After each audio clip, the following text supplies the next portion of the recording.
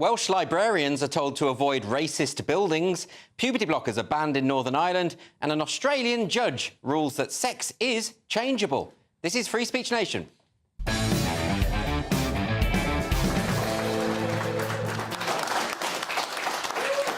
Welcome to Free Speech Nation with me, Andrew Doyle. This is the show where we take a look at culture, current affairs and politics, and of course, we'll have the latest from those lovable culture warriors whose motto is "Be kind or else." Coming up on the show tonight, who is to blame for the riots following the Southport stabbings? Was it social media? We'll discuss this with barrister Sam Fowles, who blames far-right tropes, and free speech campaigner Toby Young. We're going to go down under. We're going to speak to the CEO of Giggle, who recently lost a landmark case. And has the decline of religion led to the rise in wokeness? Author and cultural writer Helen Pluckrose joins me in a short while. And, of course, I've got my fabulous comedian panellists tonight, who are Leo Kearse and Paul Cox. Hello, both. Yeah, good, thanks. Are you happy, Leo? Yeah, I'm happy. Good. I'm always worried about you. Happy as a Scottish person can be in August. Yeah, it's not necessarily possible. Have you had a good week, Paul? I have. Yeah? Just drove past the Notting Hill Carnival. And was it fun? Lively. Was it? Parts of it looked like Millwall versus Millwall, but it looked like a lot of fun to me. Well, I'm glad it's lively, because if a carnival isn't lively, something's going seriously. Exactly, yeah. Oh, good for them. Precisely. OK, we've got an audience here, so we may as well use them. Let's get a question from Don. Who's Don? Here I am. How are you? I'm very well. How are you? Not so bad, Don. We could talk good. about this all night. Let's get the question. Well, it's a question that often keeps me awake at night. It's, should librarians hold meetings in racist buildings? Yeah, it is a worry. Very important question. And I'm sure most people saw this story because it's obviously decolonisation. People are at it again. And they've basically advised libraries across Wales that in order to become anti-racist, you've got to avoid racist buildings. And I think they mean buildings that have a connection to someone who once was connected to the slave trade, or that. Not that the buildings themselves are racist. Yeah, right? It's not like if you look at them on Google Maps, they're going to lay out in a swastika shape. Not like that, no. No, these are. I mean, it's a ridiculous idea. It's taking systemic racism, which says that systems are imbued with racism, and it's actually transplanting it into the bricks and mortar of a building. It's insanity. What is it about librarians, right? There's a real problem with activist woke librarians who are they've been caught hiding books. At the British Library in London, there was a decolonisation working group who decided to put all these authors on a watch list if they were vaguely connected to the slave trade. And they even said, honestly, this working group said that the main building of the British Library was problematic because it resembles a battleship, and therefore that's colonial. Well, these people are totally insane. Yeah, correct. Yeah, there's a good point about librarians, though. What is it? I mean, their whole career is based around them speaking and no one else being allowed to. Yeah, So they're all actually secret dictators, aren't they? There's an authoritarian element to wanting to become a librarian. But I hate this idea of them hiding shelves or lecturing you about them. Just put the books back on the shelf. That's it. That's all I want you to do. Yeah, and this is all to do with, I think it's called, it's not critical race theory, is it? But it's critical white studies. Yeah. Which I don't think means they're so critical we need to do it immediately. No. They are much more about, being criticising white people, which Leo and I hate ourselves. You're a paragon of whiteness, aren't you? I mean, look at you. I'm quite white. Yeah. But I mean, I've got an excuse. I'm from Scotland. And this is all dressed up as anti-racism. And when they say anti-racism, what they mean is a lot of racism, because it's specifically looking at people and judging them based on the colour of their skin, and making people go through these weird rituals. If you go into a building, if you're giving a lecture in a building that's supposedly racist or got a racist history, which most buildings do because they're built 100 years ago when more people were racist. You know what I mean? Yeah. So when you go into one of these buildings to give a lecture, you've got to acknowledge the racist history and apologise for it. It reminds me of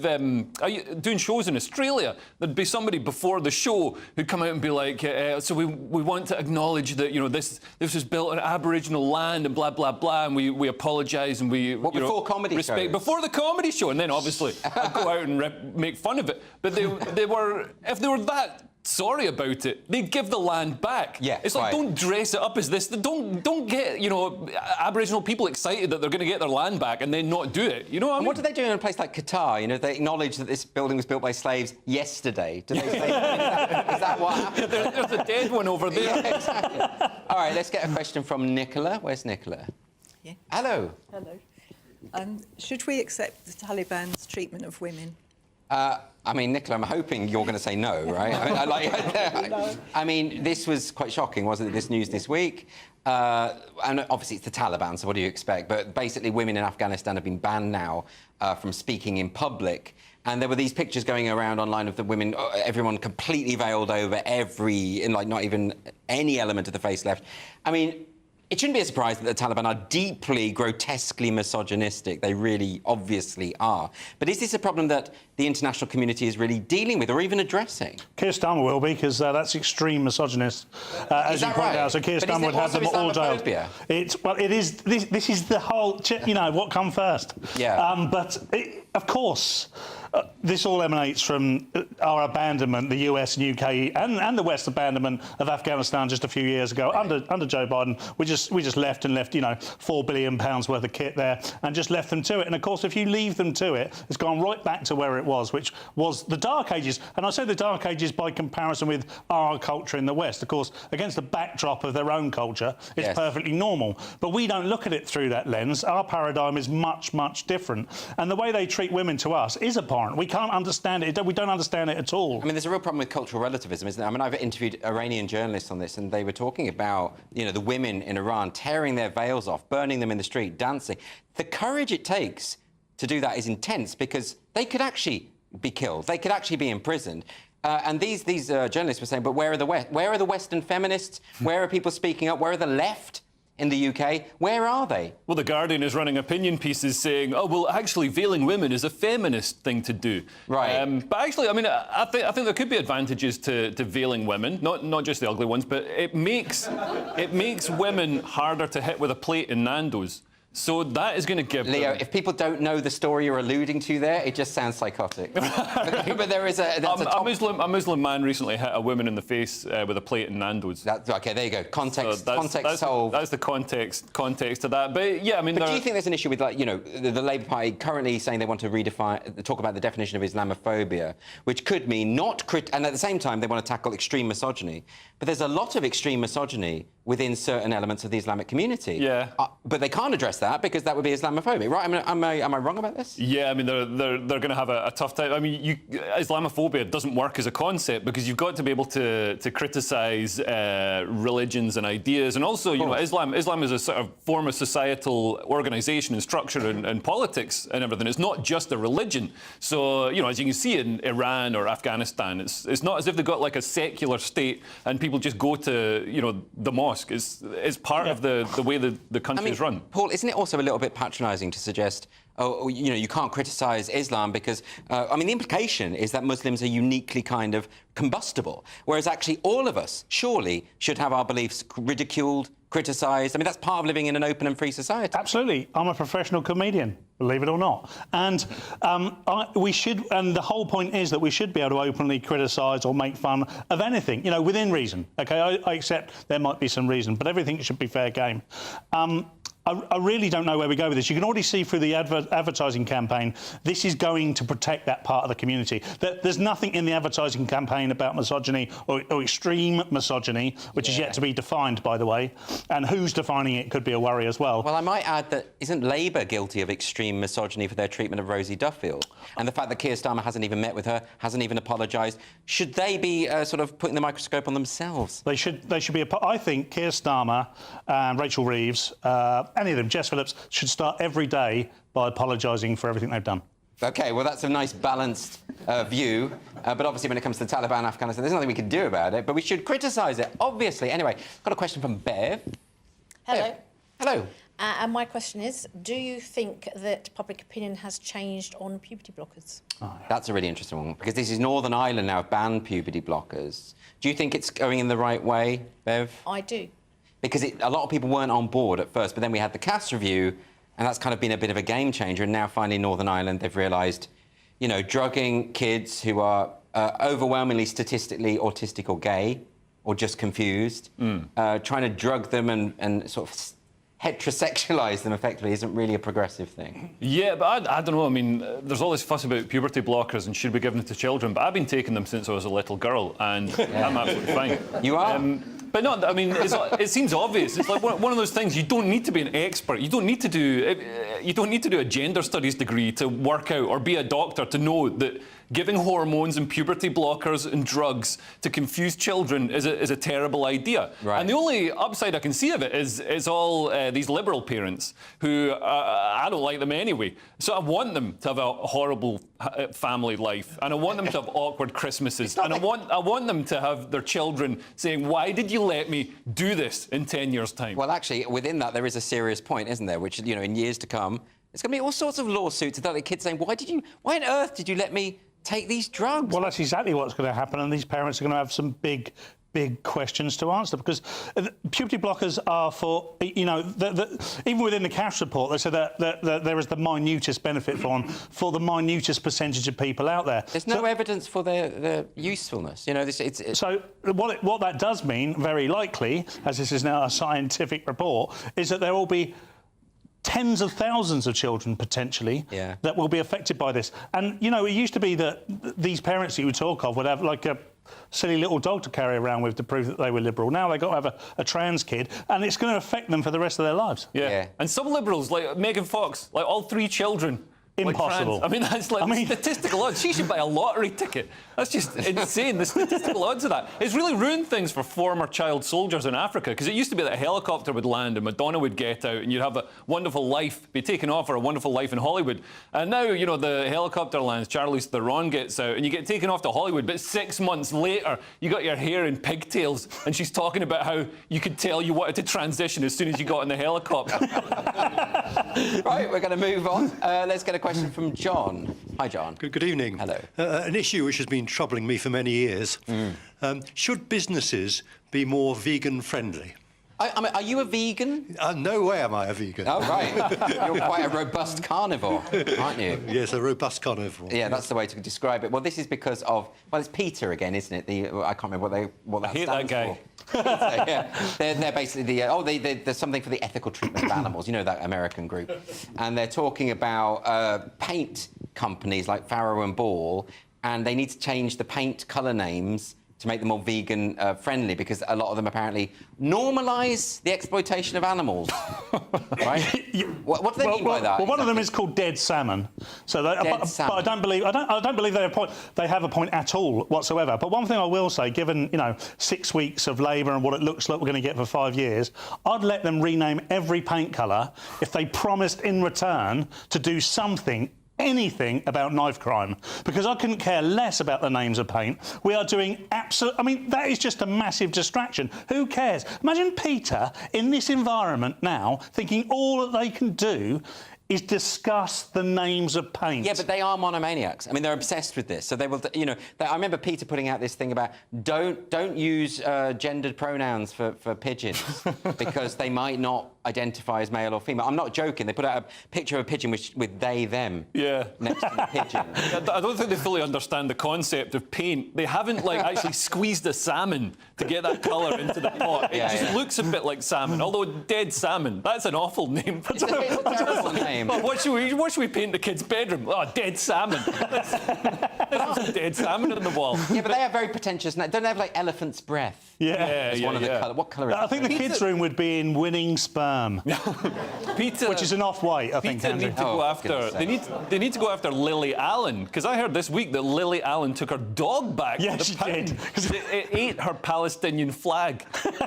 Is this a joke? No, that's true. Some of it is. I mean, it ate her passport, didn't it? And she no, it ate her passport. Didn't eat the Palestinian flag. No, well, she's got spares, I should have. Right, OK. Poor dog. OK, so next on Free Speech Nation, I'm going to be speaking to Timandra Harkness. She's going to be joining me live in the studio to discuss the role of social media in the riots that we've recently seen on our streets. So please, don't go anywhere.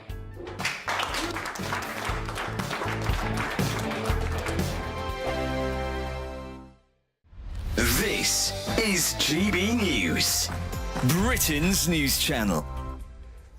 I want to see a flagpole, and I want to see the Union Jack when it's necessary. I must say I don't want to see some other flags, maybe, but that's my opinion. I'm one of the, I mean, I'm classed as a dinosaur. I'm an oldie, so I go for what I want to know.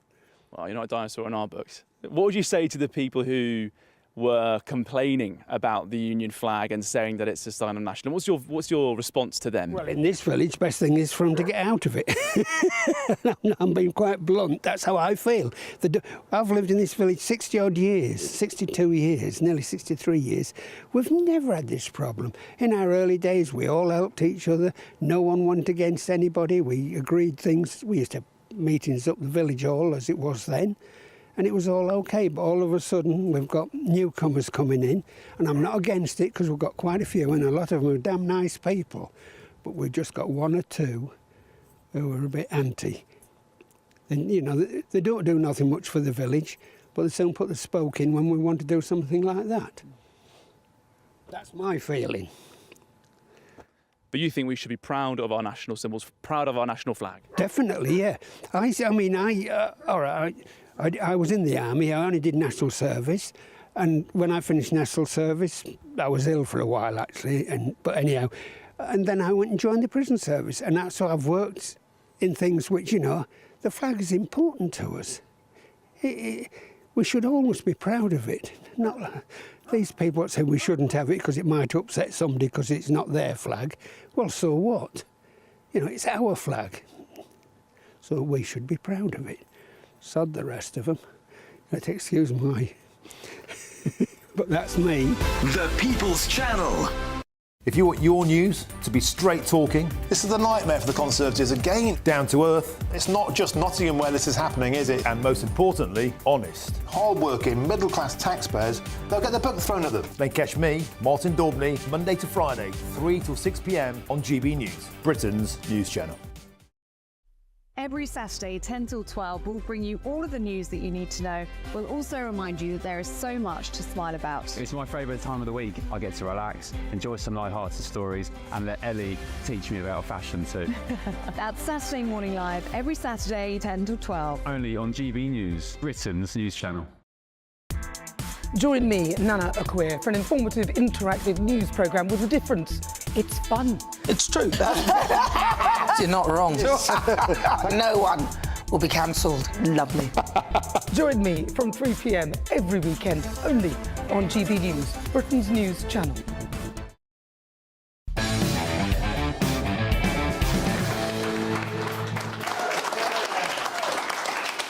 Welcome back to Free Speech Nation. Following the riots earlier this month, the role of social media has come under a lot of scrutiny. Last week, the National Police Chiefs Council said that 1,127 arrests had been made since the disorder began and 648 charges laid. And of those, 29 people were charged with offences involving social media or other online activity. Sentences for crimes such as publishing written material to stir up racial hatred have ranged from a 3-month custodial sentence to 20 months in prison. So with me now to discuss this is the writer and broadcaster Timandra Harkness. Timandra, thanks so much for joining me on the show. I want to ask you about this because, of course, you've written a book called Technology is what's the title again? Sorry, Timandra, what is it? Technology is not the problem. Oh, look, there it is, live on screen. So if technology is not the problem, why is it that lots of people are being arrested for social media posts at the moment? Well, that's the perfect question, because I do think it's crazy that people are getting prison sentences for posts on social media that are not that far off the prison sentences for actually throwing bricks at the police or trying to set fire to a building with people inside. And I think that shows a couple of very worrying things. One is that the people who are actually doing stuff on the street are not really deemed to be responsible for their actions. It's like if you were that easily influenced that you just see some social media posts and immediately rush out and set fire to buildings, then are you really a fully fledged adult? And I do think people should be held to account for their actions and should be responsible for actually doing stuff. But the other side of it is that it really lets off the hook any investigation into why these things happen. Because if they did happen in a number of towns and cities around the country, it clearly wasn't a one-off fluke. There's clearly something going on there about people's relationship with the authorities, especially, and relationships with other people in their communities. And that really needs to be taken seriously and looked into. And you can't just write it off and say, oh, well, no, people saw things on social media. I mean, there have been riots before. There were riots in the 1980s, long before there was social media or even really the internet. And nobody then said, oh, well, it's the problem of, I don't know, what they blamed. Phone lines? They didn't blame the form of communication. They said, I suppose what you're talking about the idea of a scapegoat, and that it's kind of easy to say, well, there were these people saying these horrible things online. That explains the violent behaviour, which happens all the time. If you think about the James Bolger case, that was blamed on the film Child's Play 3, a horror film, which had nothing to do with the crimes, the horrific crimes that were committed. So is it just the case that perhaps the media generally, is uncomfortable with the idea that people can turn violent and they just need to find something else to explain it? Well, I think it's a mixture of things. I think there is partly that we don't like to think that people would normally do that kind of thing. And so there is an urge to go, well, there must be some explanation. And obviously, if there's some easy explanation, that also happens to be the thing that people are blaming for other stuff already. Like, we've been talking non-stop about social media being to blame for everything bad for the last, I don't know, 5 years at least. So if you can then tag the new thing onto that, then that's kind of convenient. I mean, I was really worried. There was actually an opinion poll of normal people after normal people. There was an opinion poll of UK citizens after the riots, and they said, who or what do you blame for these riots? And to be fair, the biggest answer was the people actually doing it. They were most responsible. But a lot of people said, I think about half the people they asked said, oh, yeah, social media are partly responsible. And that does suggest that it's got kind of bedded into our minds as this is the cause of lots of bad stuff in the world. But Timandra, you've looked into this and you've studied the impact of technology and all the rest of it. Is there any solid evidence for the idea that the public will react on cue to messages that they get from a Russian bot on Facebook? No, actually, there's very little evidence for that. And a lot of people have looked into that, and including people who started off going, oh, this is obviously the explanation. And then they did some research and found that it has very little influence. I mean, what it tends to do is, like other forms of communication, it tends to reinforce what you already think and what you want to think. So, and I'm as guilty as anybody. If I go online and somebody posts something that backs up the thing that I already believe, I'm so inclined to just share it and go, see, this proves what I already thought. And I have to really stop myself and say, hang on, just check this. Is this true? Yeah. Or is this one of those things that emerges on the internet? But the good news is that we're not actually that quickly influenced by these things. What it tends to do is reinforce what we already think. But I'm very worried about the massive focus on it, because I think there's already a move to censor and restrict what we can say on the internet and on social media. I mean, the Online Safety Act that came into force earlier this year, but has not actually been fully enacted yet, because they're still working out the codes of practice. And that puts a duty on social media companies to control the content that, ordinary people, that we post. And it's a duty that kind of goes beyond posts that are illegal, because obviously if I actually posted, I don't know, a picture of somebody's house and their address and said this person is a child murderer, go round and set fire to their house, that would be direct incitement to violence, right? So that's already a crime, whether you do it in person or online or whatever. But what's being called for now, and even the stuff that's already in the Online Safety Act, goes far beyond that. They have this concept of legal but harmful material, which they ended up taking out of the Act because they realised this is just an impossible concept to police. But they're talking about putting it back into the Act, or putting it into a new Act. Well, so that social media companies have a duty to remove legal but harmful content. Well, and Timandra, on penalty of large fines. And if you're a social media company, you've got no incentive really to stand up and say, no, I'm afraid we believe in free speech, and so we're going to defend people's right to say anything that's lawful. They're obviously, the incentive to them is to err on the side of caution and take things down and hide content. That is perfectly reasonable opinions that, there might be opinions that we don't like. I mean, the world is full of people with opinions I don't like. But it worries me, the idea that governments want social media companies to remove some of those opinions from the public view because they are legal but harmful. Well, Timandra, on that note, that rather chilling note, we're going to have to close it up. But thanks ever so much for joining me today. Thanks, a pleasure. Via technology. And the book is called Technology is Not the Problem, so do check that out. So next on Free Speech Nation, in a landmark legal case in Australia, a women-only app, Giggle, has been found to have discriminated against a trans-identifying male. And the CEO of that app, Sall, will be joining me very shortly. Stay tuned.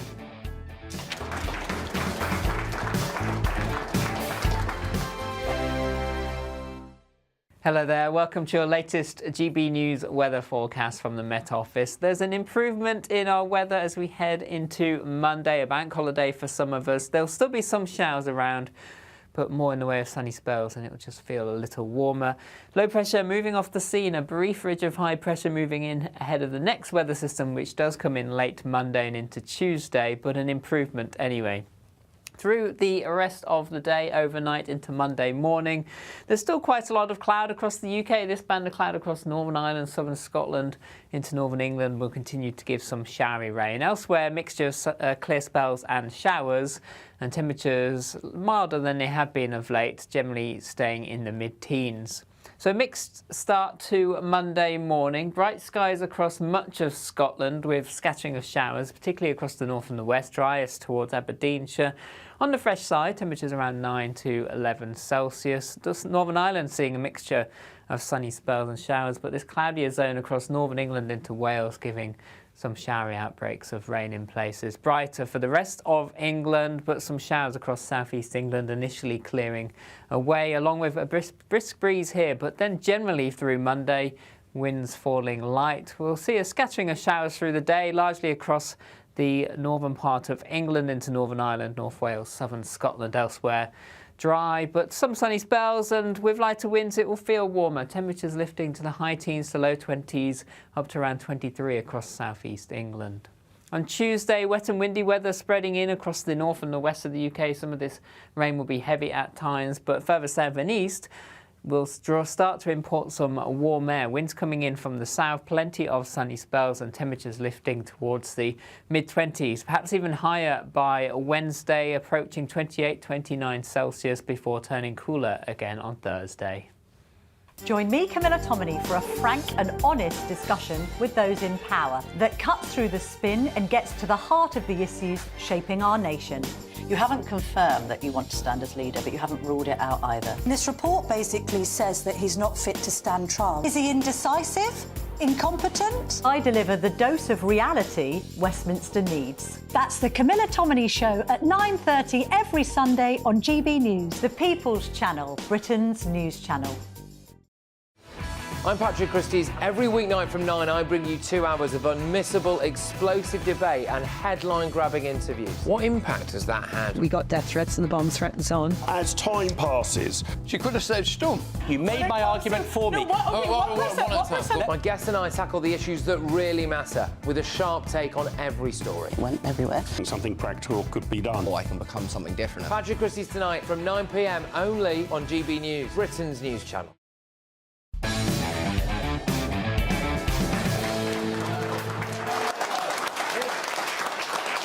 Welcome back to Free Speech Nation. Later in the show, I'm going to be turning agony uncle with the help of my panel, Leo and Paul. We're going to help you deal with your unfiltered dilemmas, so just email us, or message us rather, at gbnews.com/your say.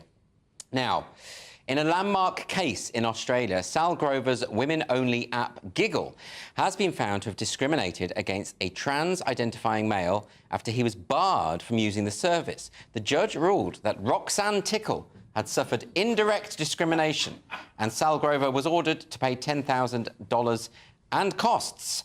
I'm delighted to say I'm joined now by the CEO of Giggle, Sall Grover. Welcome back to the show, Sall, and I'm sorry about your loss here. Can you explain to us whether you were expecting this, or did this come as a great surprise? Hi, Andrew. And I always just anticipated the absolute worst because, I mean, we just live in such bizarre times, I think, that you kind of have to. However, because I've just always known that the case would go to the High Court, like because either I would appeal it or the other side would appeal it, I'm sort of not that shocked in that sense of I always knew that this was just part of what was going to be a long journey. Yes, now the judge actually said during the trial that sex was changeable and not necessarily binary. And this has caused some confusion because obviously sex is not changeable as a matter of incontestable fact.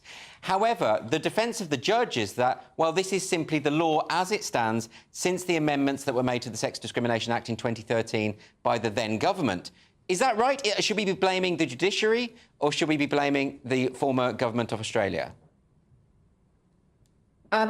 The former government of Australia. The legislation is muddled. I wouldn't actually say that it is clear that sex is changeable or that it was sort of a slam dunk for the other side at all. You can definitely interpret the Australian law that women's rights matter. It's just that hasn't happened. I mean, I think the intention of the Sex Discrimination Act was based on biological sex when it was written in 1984, because back then we weren't in this bizarre zeitgeist of men claiming to be women.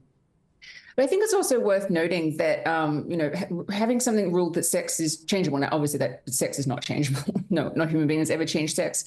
But the charge was gender identity discrimination. So I think another layer of this that highlights just sort of how confusing and that gender ideology is in general is that when you have a claim of gender identity discrimination, suddenly the answer to that is sex is changeable. And it's like, well, which is it, sex or gender identity? Because if anybody actually genuinely thinks that a man has turned into a woman, well, that would be sex discrimination, not gender identity discrimination. Okay. Yes, absolutely. So this was a character called Roxanne Tickle. I think we've got an image just so that people can understand. And now, I wouldn't suggest that, this is obviously a male who identifies as female. And, of course, we're all free to identify however we want.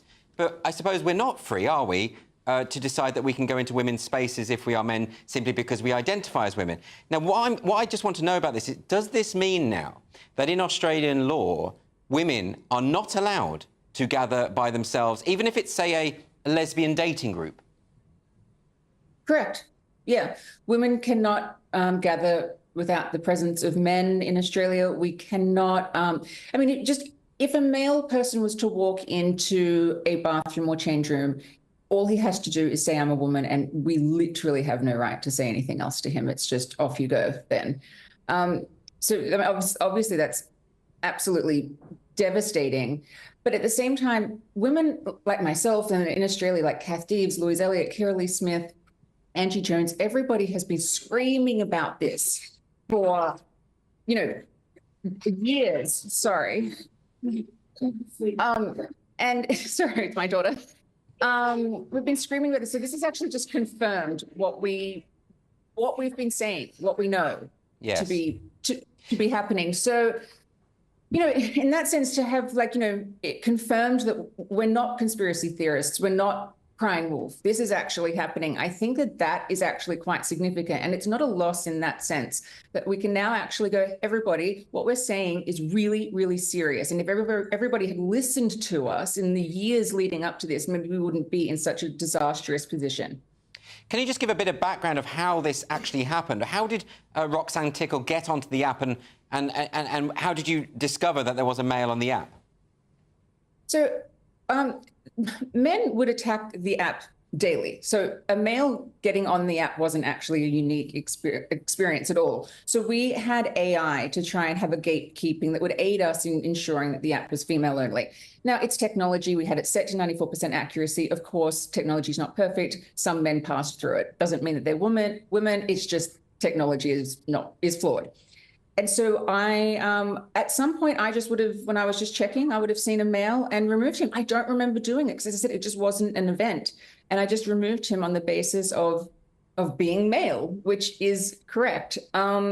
He never spoke with anyone. He didn't connect with anyone. He wasn't active on the app. He literally was on the app. I lurked for a little bit and then was removed. So it's not like when I removed him, I've removed him from sort of a network of women he was interacting with. The Sex Discrimination Commissioner, actually, who had intervened in the case as amicus curiae to interpret the law. And that's sort of why we're in this situation. And the Sex Discrimination Commissioner in Australia is on the side of gender identity, which makes it all even crazier. But she'd said sort of after the ruling that that the applicant just wanted to go on the app to talk about recipes and just it was very sort of sexist stereotypes what she used for what a woman is, and I was like, but he could have done that, and he literally never did. Right. He lurked and then he was removed. So I actually don't accept any of that. And this person has, I've obviously been, I have to pay $10,000 in part because I laughed at a meme in court, and then I've sort of been accused of, sort of harassment or damages or whatever it is. This person has stalked me online behind a block on Twitter for years. Yesterday, he mocked a media appearance that I did. I don't know this person. I wish him well. As you said, I think that anybody can identify however they want. It's just the moment that my rights are going to be removed because of this apparent right to identify, that's when I've got a problem with it. And I just think women and girls should have female-only spaces. That's all it comes down to. So I don't think I'm the controversial one here. And finally, doesn't this sort of imply that this notion of gender identity, the idea that we have a kind of gendered essence, which very, very few people actually believe, it's a very kind of niche belief system. Why is it, do you think, that that very small belief system is now being imposed on everyone by the judiciary and by every major institution? I mean, that would be like imposing the belief in transubstantiation on everyone.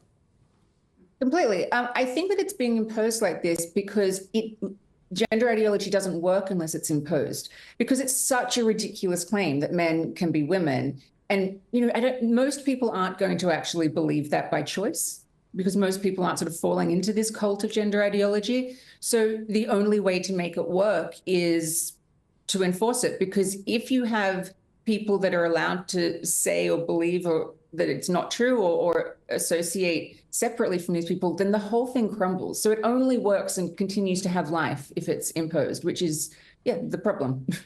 Well, Sall Grover, I hope you'll come back and give us some more updates as this develops. Thanks ever so much for joining us. Thank you so much, Andrew. And next on Free Speech Nation, we're going to talk to Alka Sehgal Cuthbert from Don't Divide Us. She's going to talk to me about her new paper on the riot and violent disorder. Don't go anywhere.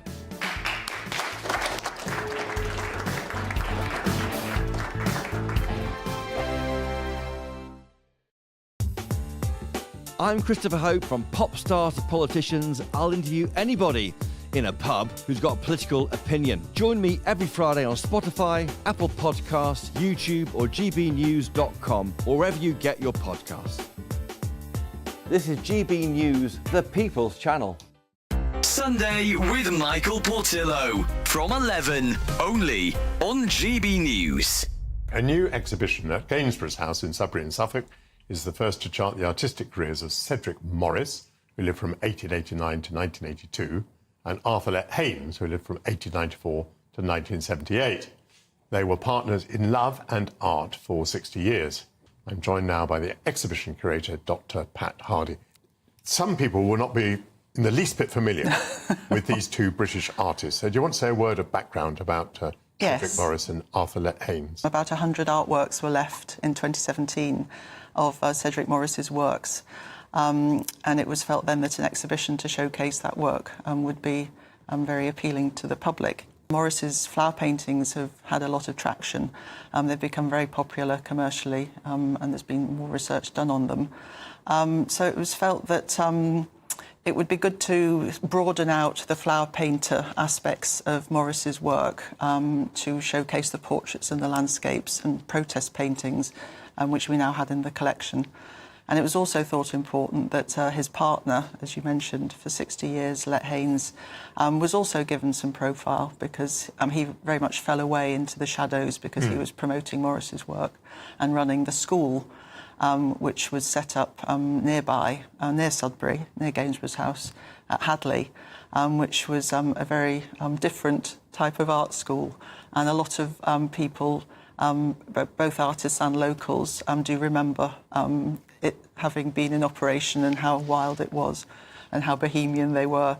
So it's felt to be a good story in personal terms, but also artistically, to try and place these two, particularly Morris, in the 20th century art world. GB News, the People's Channel. If you want your news to be straight talking, This is a nightmare for the Conservatives again. down to earth, It's not just Nottingham where this is happening, is it? and most importantly, honest, Hard-working, middle-class taxpayers, they'll get the book thrown at them. then catch me, Martin Daubney, Monday to Friday, 3 till 6 p.m. on GB News, Britain's news channel. We're proud to be GB News, the People's Channel, and as you know, we always love to hear your views. Now, there's a new way of getting in touch with us at gbnews.com/yoursay. By commenting, you can be part of a live conversation and join our GB News community. You can even talk to me, Bev Turner, or any of the members of the GB News family.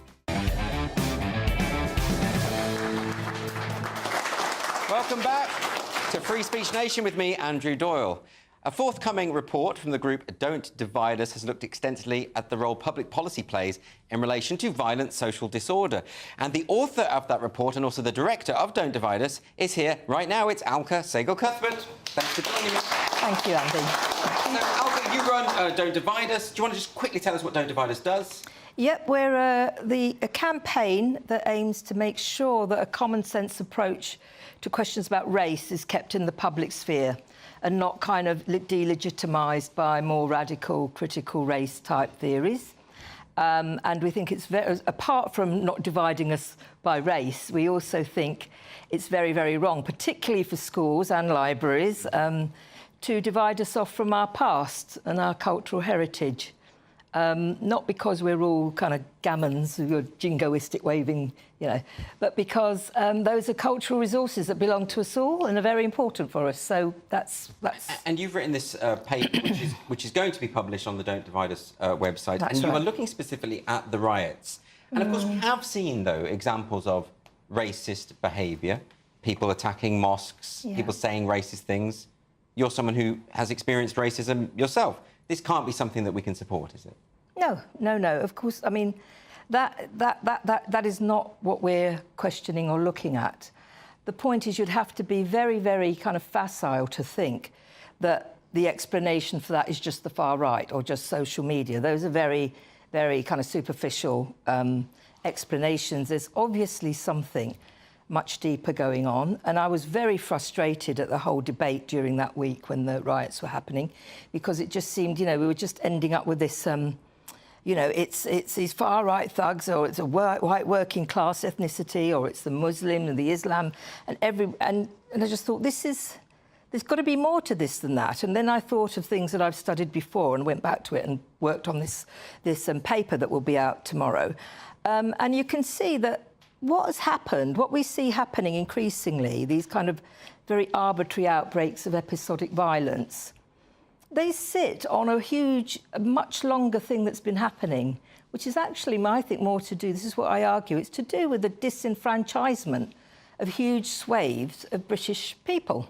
And that's been going on for years. It's been political. You know, the riots happened 1 month after an election where the majority of people who could vote did not vote. Right. So there is and you also mentioned, don't you, that multiculturalism plays a part in this. How do you define that, and what? Because there's a lot of disagreement about what it even means. Yeah. OK, so multiculturalism is not just having different ethnicities living in a country. That's been happening in Britain for decades and decades, from the early 20th century, primarily, probably a bit more before, and then largely after the Second World War. That is not what we're talking about. Multiculturalism is an official ideology. It's an on-top ideology. And it's really a way of managing social relationships. And it came at a time, the actual first multicultural intervention in schools in Britain was in 1985.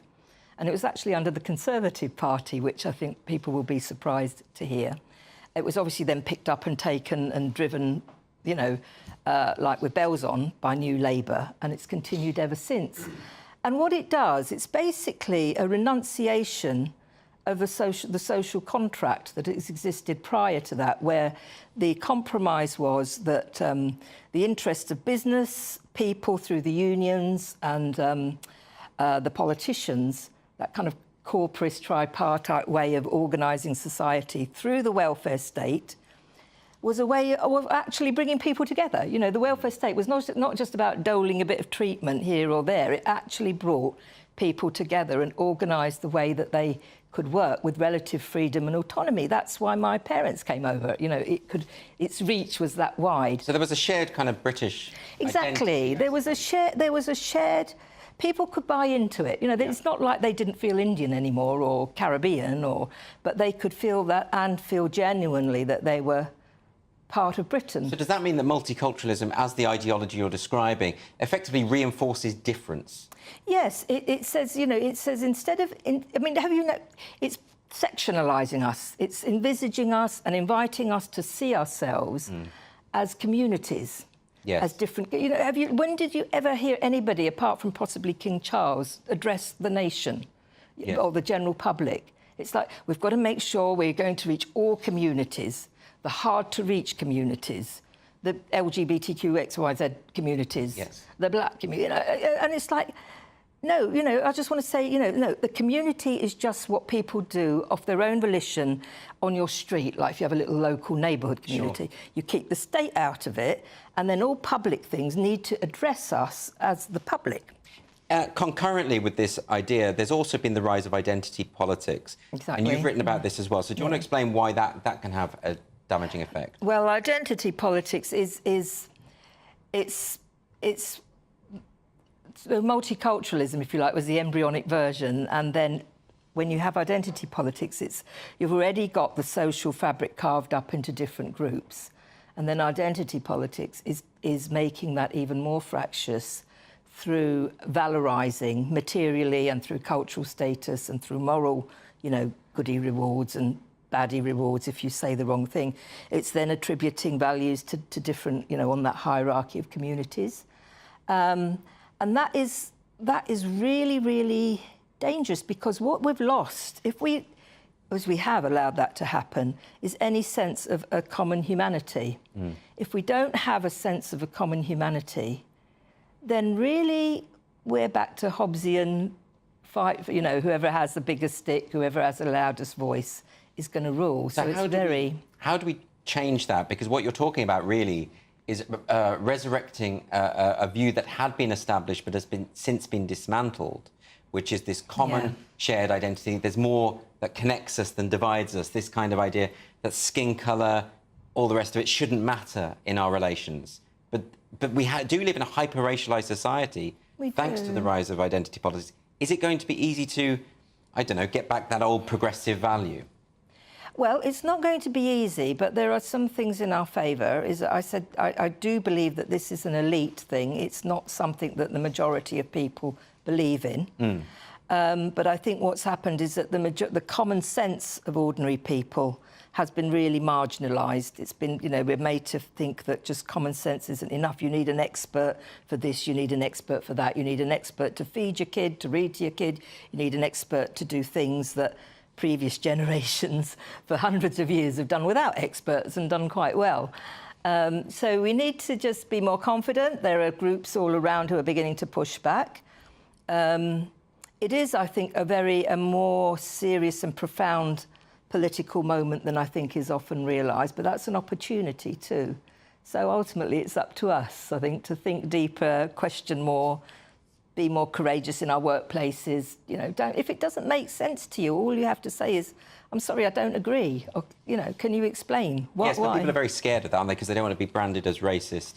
Well, that's true. That's why Don't Divide Us is that you're not racist, right? Yes. You know, if you need support or need, you know, want to run over an argument, or you want to, it's just like reassurance that you're not racist because you've just got a legitimate question about some affirmative action in your place, then contact us. We can talk you through it and help you a bit and stand up and you know, you have common sense on your side. And you've got all sorts of resources and things on the Don't Divide Us website, is that right?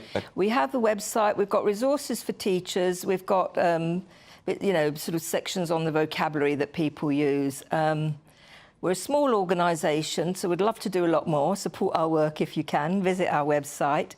But you know, we're not going away. Fantastic. Yeah. And it's don'tdivideus.com? That's right. I took a guess and I got it right. Thank you very much, Alka, Sehgal, Cuthbert. That's the end of the first hour on Free Speech Nation, but don't go away. There's lots more to come between now and 9 o'clock.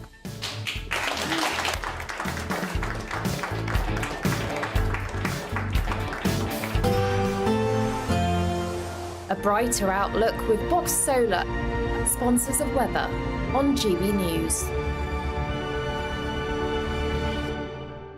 Hello there, welcome to your latest GB News weather forecast from the Met Office. There's an improvement in our weather as we head into Monday, a bank holiday for some of us. There'll still be some showers around, but more in the way of sunny spells, and it'll just feel a little warmer.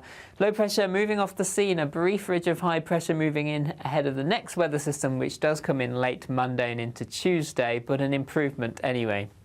Through the rest of the day, overnight into Monday morning, there's still quite a lot of cloud across the UK. This band of cloud across Northern Ireland, southern Scotland into northern England will continue to give some showery rain. Elsewhere, mixture of clear spells and showers, and temperatures milder than they have been of late, generally staying in the mid-teens. So mixed start to Monday morning. Bright skies across much of Scotland with scattering of showers, particularly across the north and the west, driest towards Aberdeenshire. On the fresh side, temperatures around 9 to 11 Celsius. Just Northern Ireland seeing a mixture of sunny spells and showers, but this cloudier zone across northern England into Wales giving some showery outbreaks of rain in places. Brighter for the rest of England, but some showers across southeast England initially clearing away, along with a brisk breeze here, but then generally through Monday, winds falling light. We'll see a scattering of showers through the day, largely across the northern part of England into Northern Ireland, North Wales, southern Scotland, elsewhere. Dry, but some sunny spells, and with lighter winds it will feel warmer. Temperatures lifting to the high teens to low 20s, up to around 23 across southeast England. On Tuesday, wet and windy weather spreading in across the north and the west of the UK. Some of this rain will be heavy at times, but further south and east, we'll start to import some warm air. Winds coming in from the south, plenty of sunny spells, and temperatures lifting towards the mid-20s, perhaps even higher by Wednesday, approaching 28, 29 Celsius before turning cooler again on Thursday. That warm feeling inside from Boxed Boilers, sponsors of weather on GB News.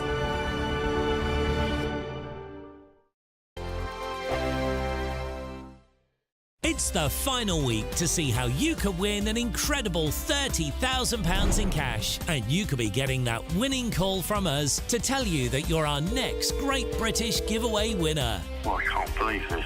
Oh my God, this is amazing. That is absolutely fantastic. We're over the moon. I've never won anything like this in my life. Oh, you shocked me. I never won a penny in my life. If I was there, I'd buy you a drink. Get your entry in now for another chance to win £30,000 in tax-free cash. Text cash to 63232. Text costs £2 plus one standard network rate message. You can enter online at gbnews.com/win. Entries cost £2 or post your name and number to GB07 PO Box 8690 Derby DE1 9TT. UK only. Entrance must be 18 or over. Lines close at 5 p.m. on the 30th of August. Please check the closing time if listening or watching on demand. Good luck. GB News Breakfast. Every day from 6 a.m. Prince Harry also revealed that he wouldn't bring his wife Meghan Markle back to the UK over safety concerns. Let's talk to Royal Correspondent Michael Cole. Good morning, Stephen. Good morning, Ellie. I mean, they live in California. I'm not sure what the murder rate is there, but that's a more dangerous place than Britain's at any time of the day. And of course, he compromised his own safety when he said in his book, Spare, his autobiography, which was Ghost Britain, that he'd personally killed 25 Taliban when he was serving with the British Army in Afghanistan. Well, that painted a target for life on the back of himself and his family, which was a very unwise thing for him to do. The other thing which struck me, it was that he invoked the name of the late Queen, saying that he'd had several conversations with his grandmother, and she'd been very, very supportive in his battle. He sees himself, and it's the word he's used, as a dragon slayer against the popular press, the tabloid press, and he's continuing with that. Of course, his brother, Prince William, has settled, but Also in the programme was Hugh Grant. Now, Hugh Grant also has settled, as indeed did I, when I received an apology from News Group. I believe in a free and unfettered press. Newspapers are having a bad time at the moment, losing circulation, losing advertising. Young people don't read newspapers. And so I felt that the right thing to do was to settle. I didn't want to take punitive action against newspapers. GB News, the People's Channel.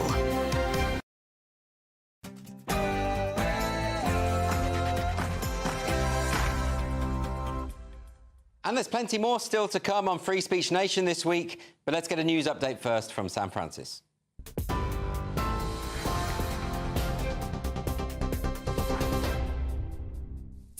Andrew, thank you, and good evening to you. Just after 8 o'clock, the top story tonight. The man accused of killing 3 people at a cultural festival in Western Germany has been accused of being a member of a terrorist organisation. The 26-year-old Syrian, identified by prosecutors there, is named Isa al-H. He's also been charged with 3 counts of murder, attempted murder and dangerous bodily harm.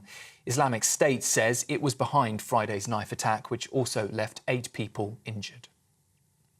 Well, a church service has been taking place today to remember and pay respects to those who lost their lives in that attack. The victims include a 56-year-old woman and 2 men, aged 56 and 67. 4 of those wounded are still in a life-threatening condition. Flights between the UK and Israel have been cancelled today after tensions in the Middle East escalated overnight.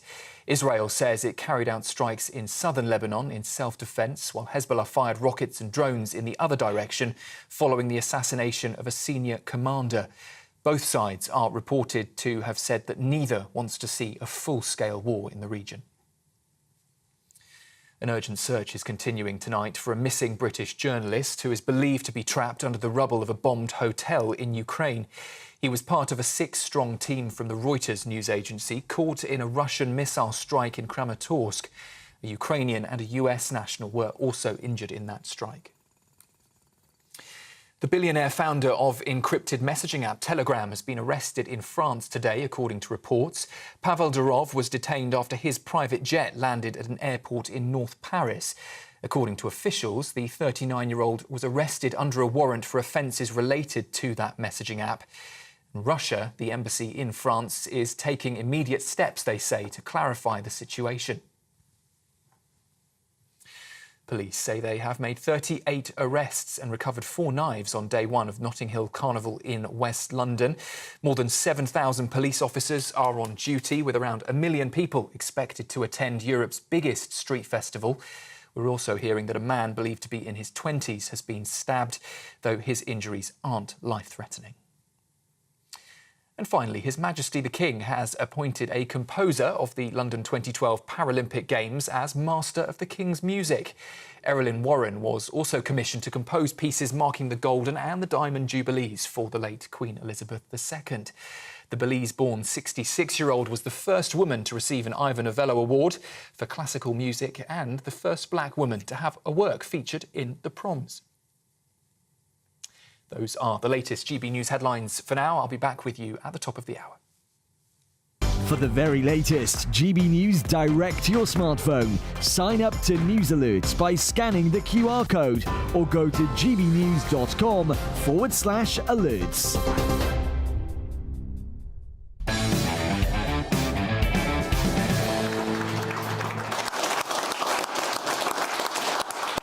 To Free Speech Nation with me, Andrew Doyle. We have a wonderful studio audience here, so let's get some questions. Our first question comes from Abdi.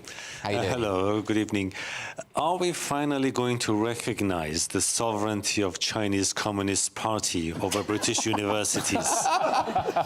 Yeah, I think that sounds like an odd question. I'm going to have to give some context, Abdi, for that one, because what we all know about Labour, the Bridget Phillipson, the Education Secretary, coming in and scuppering the higher education Education Free Speech Act, which had been set up, was all ready to go, and she did it the day before Parliament went into recess, so there couldn't be a debate about a free speech bill. But anyway, it turns out, it's just been reported that one of the reasons why British universities didn't want to have this Free Speech Act is because they wanted to protect their operations in authoritarian states such as China. So if a major university has a campus in China, they can't be pro-free speech because the CCP will have an issue. Yeah, and of course, China often takes quite a tough stance on student free speech, such as in Tiananmen Square.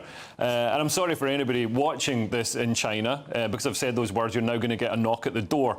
Not quite. But yeah, this is ridiculous. We're sort of bending the rules in this country to kowtow to the rules in other countries, and they're not rules that we should be following. If anything, we should be propagating British values of fairness and tolerance and equality and free speech around the world, and instead we're sort of bending Britain to fit other regimes. Although it's interesting that, because there was a report the other day about how the British taxpayer is funding Chinese feminist opera. Yeah. So they are trying to spread certain views in China, aren't they? Just not the free speech stuff. Yeah, and that was foreign aid as well. Yeah. So, you know, people in this country, poor people in this country, are being taxed to pay for opera in China. Nothing wrong with opera. Paul, what do you make of this? Because I'm not so sure it's just about the communist countries. I just think the Labour Party just don't really like free speech. Well, they don't like free speech, you're absolutely right. And it's convenient for them to stand behind this particular argument, because who's going to argue with China? Well, that's true. China. But, of course, you know, we've put ourselves in a situation now where there are more university spaces than there are students available to fill them. Yeah. So anyone who's got, like, anywhere near a D or an F is going straight to Oxford at the moment. But one thing we need to be able to do is preserve our own cultures and customs. And one of the universities have always said this, wherever they are, particularly in the Western world, should be the bastions of free speech, because you should be able to debate anything at that point. These are places of learning. Yeah, but it's so weird, isn't it? Because the Labour are sort of suggesting there isn't really a problem with free speech. Of course. But I've interviewed people on this show, people like Jo Phoenix, who was harassed to the extent that she got PTSD because she has gender-critical views. That's not free speech. That's not academic freedom. How can they continue to deny that there's a problem when there are so many examples? Yeah, and in some ways, we're worse than China, because, you know, at least in China, when the government imposes these draconian restrictions on free speech and enforces what people are allowed to say and share on social media, they're doing it to sort of make the country stronger and, you know, preserve Chinese culture and tradition and all the things, and make people feel proud in their country. Whereas in this country, any of that is actually the thing that they're making illegal. If you say you're proud to be British or anything, you've immediately got a target on your back. Yeah, you're a bigot, Leo. Yeah. There we go. Let's move on to a question from Bob. Hello, Bob. Hi, good evening. Has the Home Office undermined the presumption of innocence? OK, well, that's interesting. So Yvette Cooper has been accused of suggesting that everyone arrested in connection with the riots is guilty. Did you read about this? I did indeed. Yeah. And that's an abhorrent comment. I mean, by itself, they should be investigating themselves. Well, she said, on that comment alone. She said everyone was criminals. All the 1,000-odd people who had been detained were criminal, but they haven't been through a trial. No, you're a criminal once you've been, convicted of a crime. Yeah. You're presumed innocent until that point. And for the Home Secretary to undermine that whole premise, which underpins the legal system in the West, the presumption of innocence, is abhorrent. I can't find any other word for it. Yeah, and there is a tendency I've seen with all these debates to lump everyone in. Yeah. I mean, do you remember there was that image of the guy with the swastika? I think it's fair to say that's a neo-Nazi. I think, you know, he's outed himself right there. Yeah. But that doesn't mean... Or he might be a pro-Palestine protester. It's right, exactly. Yeah, it's hard to tell. But, you know, that doesn't mean that you can say that everyone at that march has the same values as him or all the rest of it. I think you could say if people are breaking the law and smashing stuff up, they should be arrested, no problem. But there will be people who are protesting peacefully as well. Well, yeah, they're locking people up for sort of being in the vicinity or shouting. There's a guy who shouted at a police dog. You know, another guy waved a flag. You know, he was near a mosque, you know, so it was intimidating. But a lot of it seems to fall far short of violence or incitement to violence, which, you know, I think we can all agree is reprehensible. And I'm not sure due process is being followed, because they've got these 24-hour courts. So people don't have time to seek legal counsel, and they're being told that, you know, even if you plead not guilty, you're going to be jailed anyway. You're going to be held on remand. So, which seems like prejudicing, their innocence already. So I think we're going to see a lot of appeals in the future, and a lot of these ridiculously long sentences could get rolled back. And they're being overt about it. The judges are saying, I'm giving you a long sentence to set an example. They're saying that very clearly. And a judge in Belfast even said, if you're at the riot, at a riot or a protest, even if you're just observing, you're still going to be held on remand. So we're going to treat you, as if you're guilty. You're going to be given jail time if you're just observing. So in Britain, never mind the right to protest, we don't even have the right to look at a protest. No. Yeah. Okay. On TV. Imagine everyone in this room has watched the riots. Yeah. 3 years each. Yep, OK. Well, it could happen. Let's move on to a question from Josh. This is coming on email. Let's have a look. Where's the question? I can't see the question on the autocue. So we'll not bother with Josh. And we'll move on. Is there another question from John? John, hi, John. Hi, Andrew. Are nukes gay enough? Sorry, John, that really made me laugh. Sincerity of the question. What a question. Right, but this is because of the... this is someone in the Biden administration. This is from the Department of Energy. This official has praised queer theory and said that queer theory is important to America's national security. This is someone called Sneha Nair. Said, queer theory informs... I've got the quotation here. Queer theory informs the struggle for nuclear justice and disarmament. Queer theory helps to shift the perception of nuclear weapons of instruments for security by telling the hidden stories of displacement, illness and trauma caused by their production and testing. They're bombs. Yeah. They're not gay. But look at the shape of them.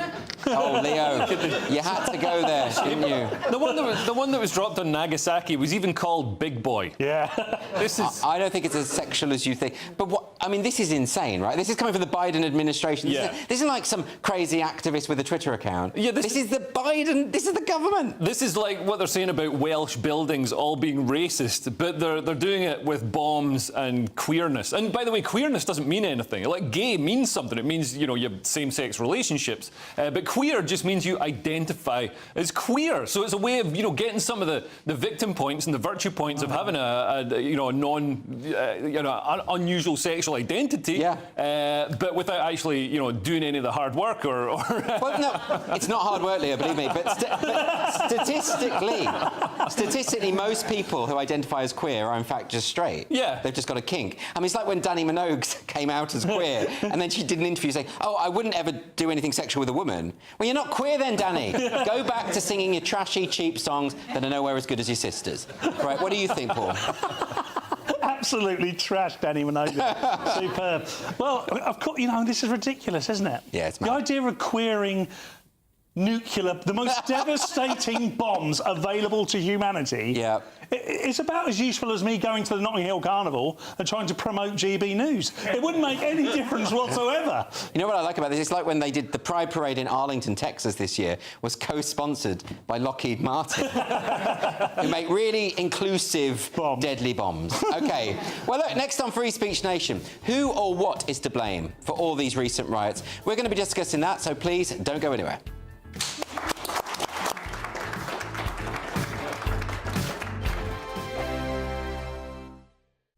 Every Saturday, 10 till 12, we'll bring you all of the news that you need to know. We'll also remind you that there is so much to smile about. It's my favourite time of the week. I get to relax, enjoy some light-hearted stories, and let Ellie teach me about fashion too.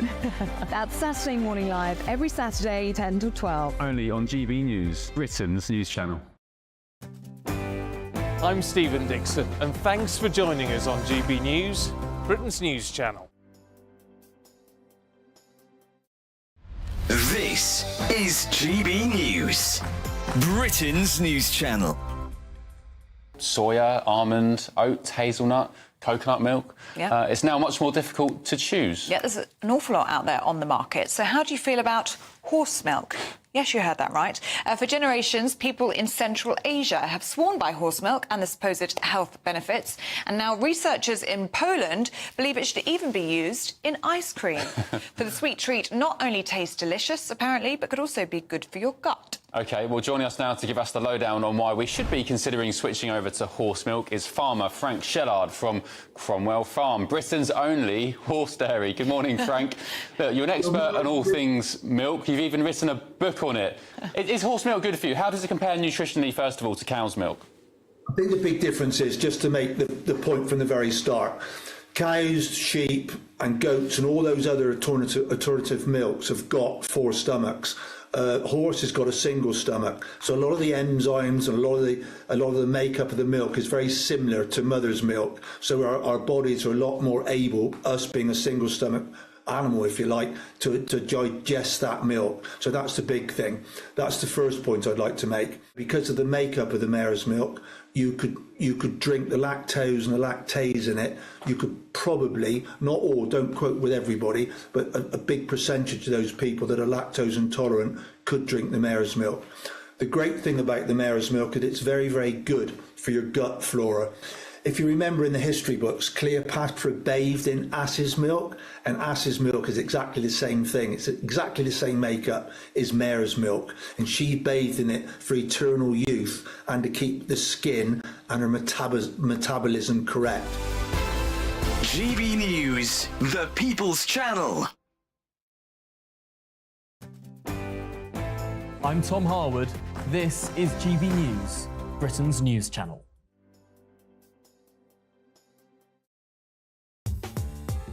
I'm Christopher Hope. From pop stars to politicians, I'll interview anybody in a pub who's got a political opinion. Join me every Friday on Spotify, Apple Podcasts, YouTube or gbnews.com, or wherever you get your podcasts.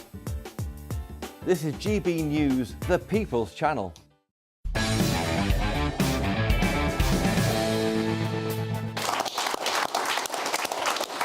Welcome back to Free Speech Nation.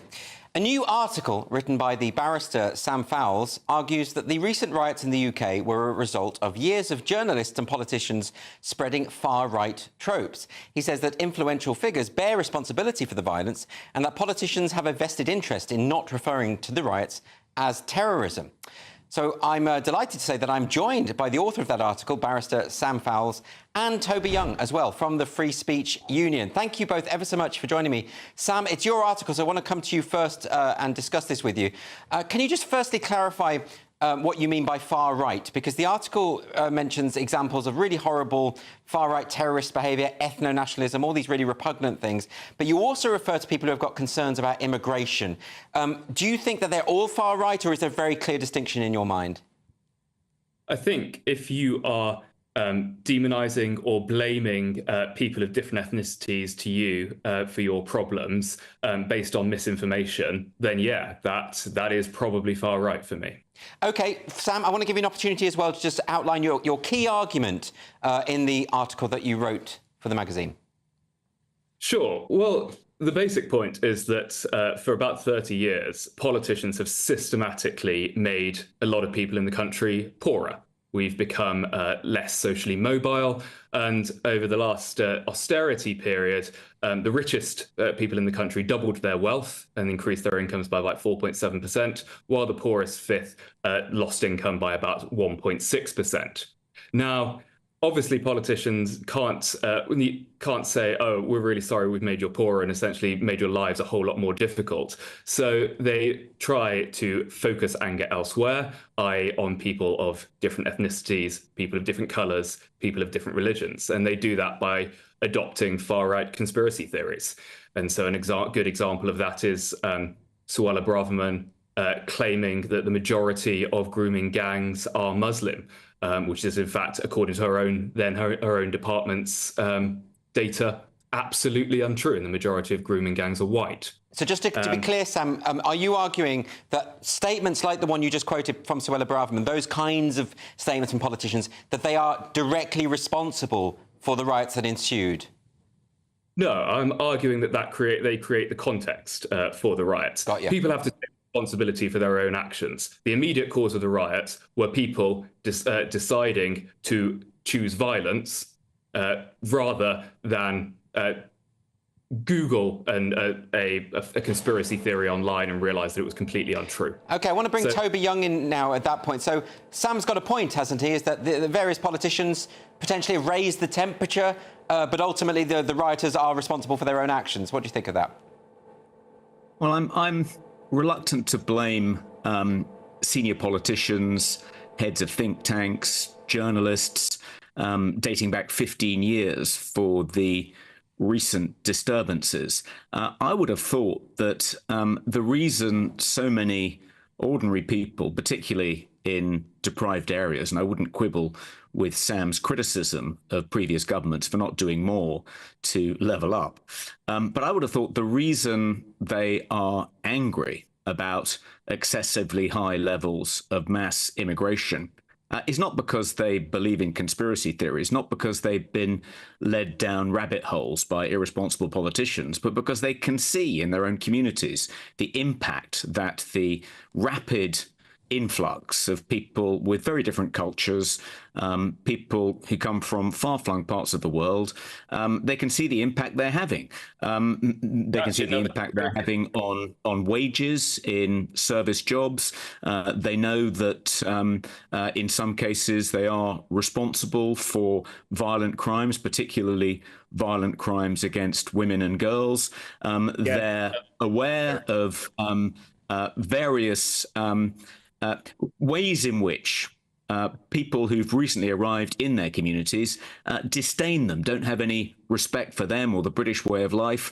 And I think, the public have been expressing their unhappiness about the current level of immigration for a long time. The current, I think Migration Watch found out that a majority of the British people, certainly not just people on the far right, want to reduce the overall level of inward migration. Well, let me ask Sam about that specifically, Sam. I mean, can you envisage a situation where it's not a far right thing to have some legitimate concerns about immigration, whether that is to do with wage depression or whether it is to do with the perception that certain individuals aren't assimilating? Well, if your concern is about wage depression, then it's not a legitimate concern because wage depression isn't caused by immigration. And in fact, Toby was again misleading there because he said, in fact, anti-immigration sentiment is highest in places with lowest or no immigration in there. Pro-immigration sentiment is highest in the places with the highest levels of immigration.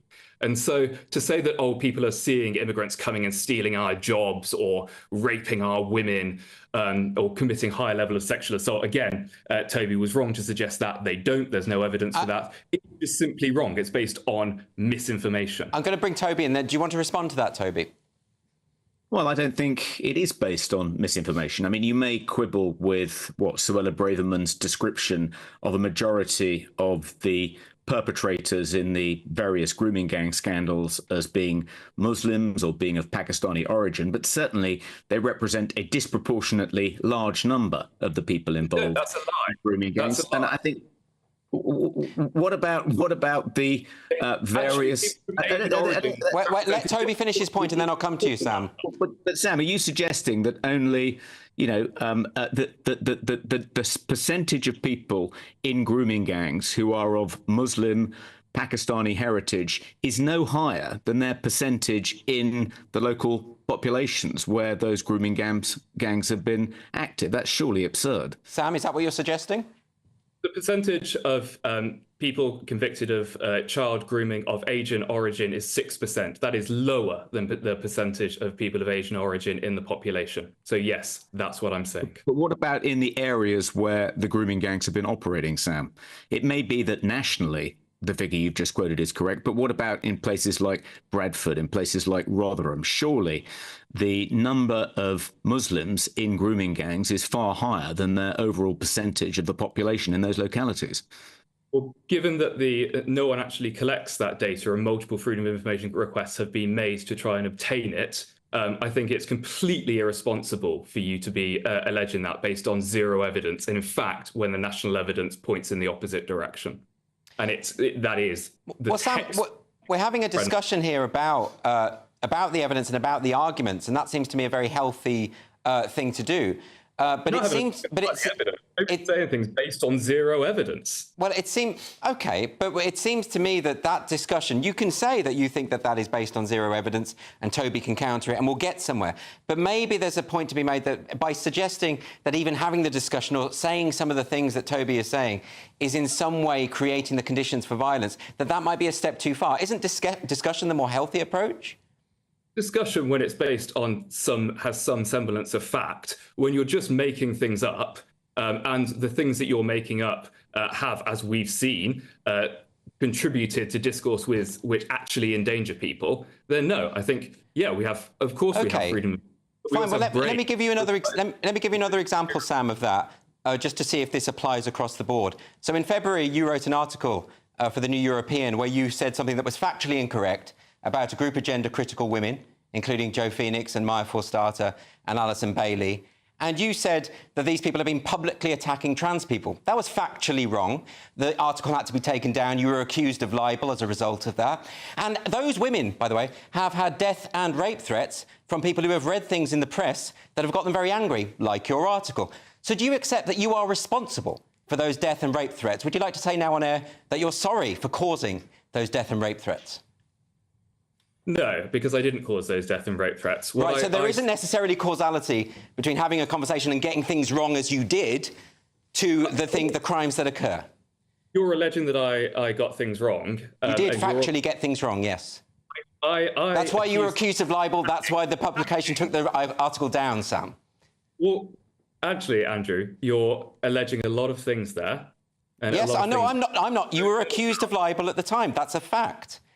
I was accused of libel at the time, and no case was brought because the. So would you like to, again, publicly accuse those women of publicly attacking trans people, which they didn't do? By all means, feel free to make that statement if you still stand by it. I think that publicly attacking uses the Cambridge Dictionary definition, and that definition is, and I can't quote it exactly, but I'll give you a précis, which is to use very strong language to criticise people. I think they didn't, though. Jo Phoenix did not criticise trans people.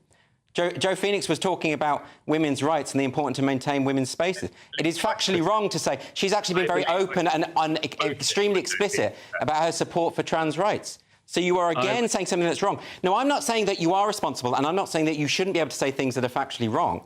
But you can't then say that other commentators who say things that, in your view, are factually wrong lead to violence. It's an inconsistency. Can't you see that?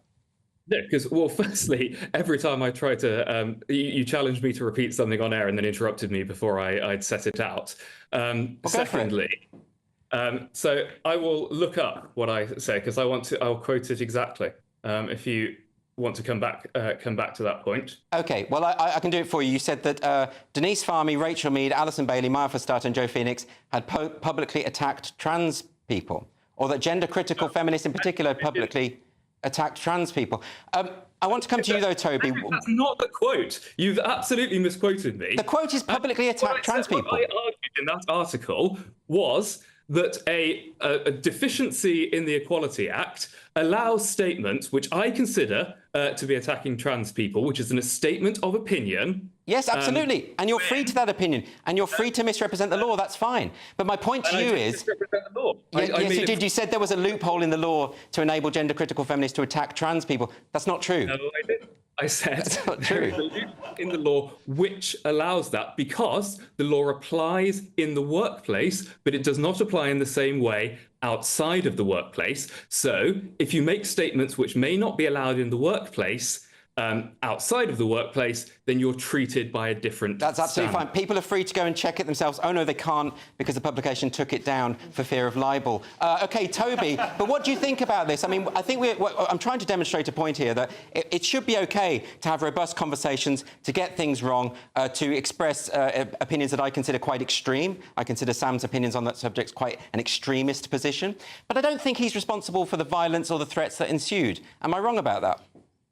No, I don't think you're wrong about that, Andrew.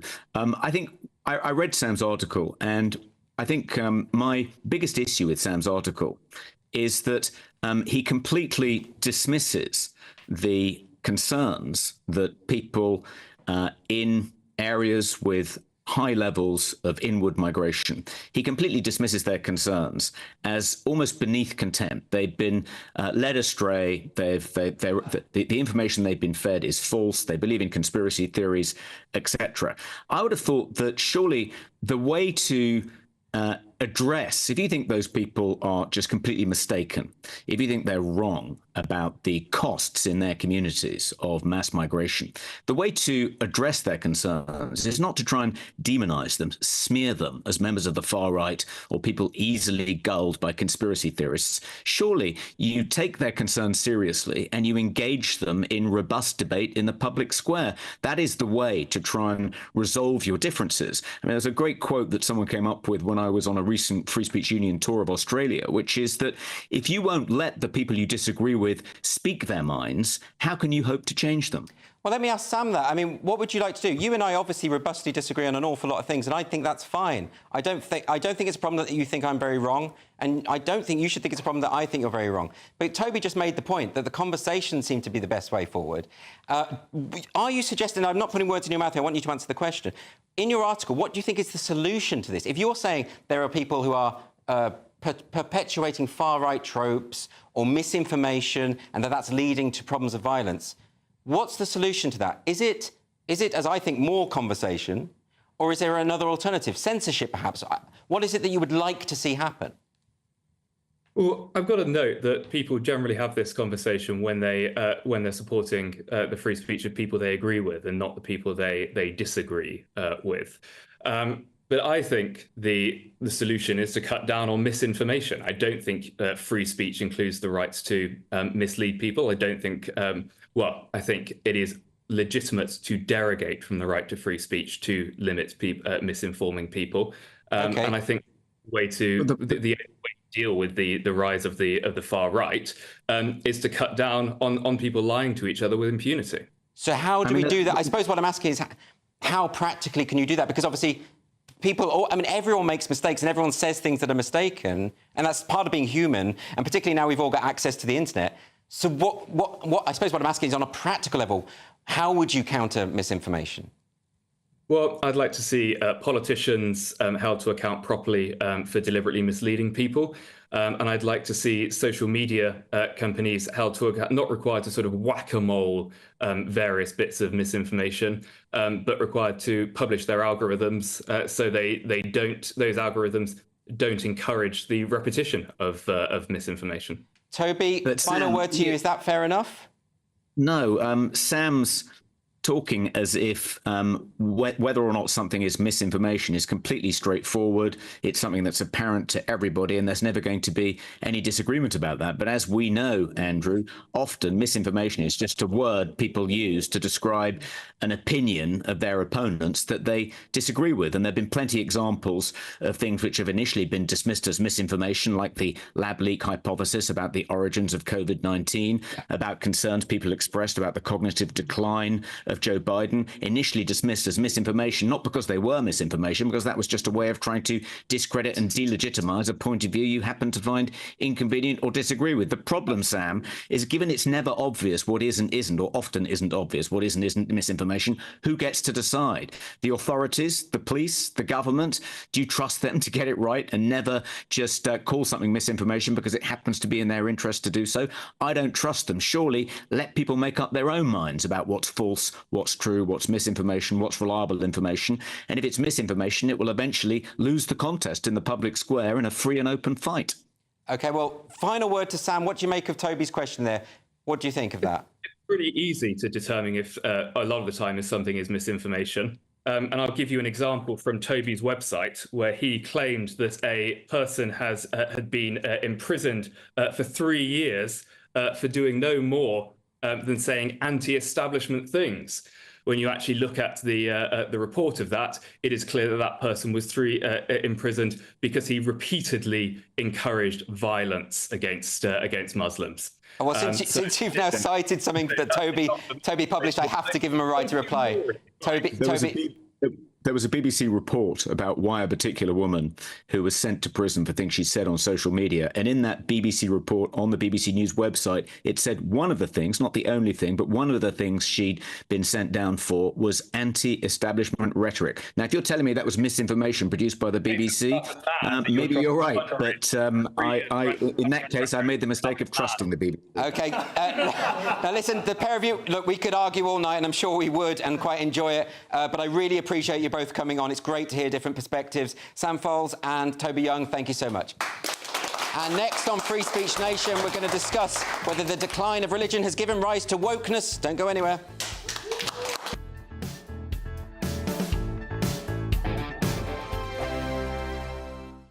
Hello there, welcome to your latest GB News weather forecast from the Met Office. There's an improvement in our weather as we head into Monday, a bank holiday for some of us. There'll still be some showers around, but more in the way of sunny spells, and it will just feel a little warmer.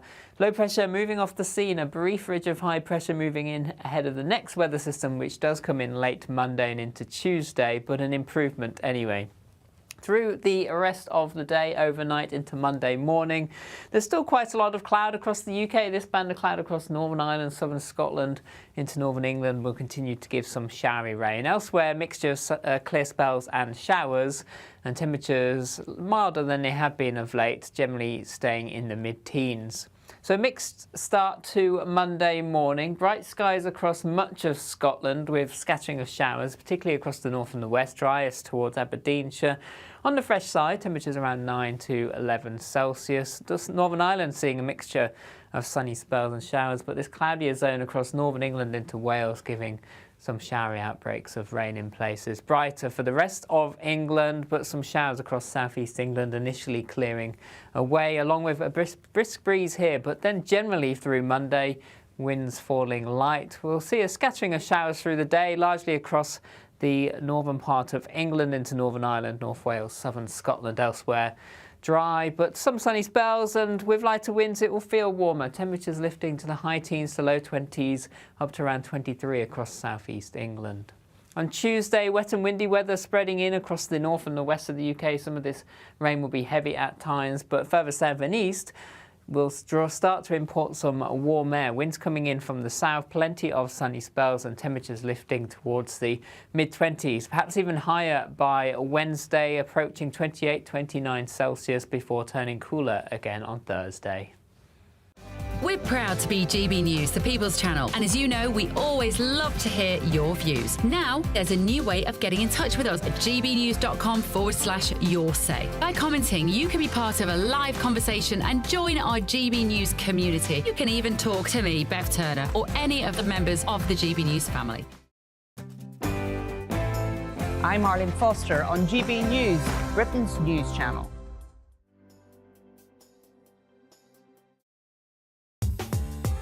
I'm Christopher Hope. From pop stars to politicians, I'll interview anybody in a pub who's got a political opinion. Join me every Friday on Spotify, Apple Podcasts, YouTube or gbnews.com, or wherever you get your podcasts.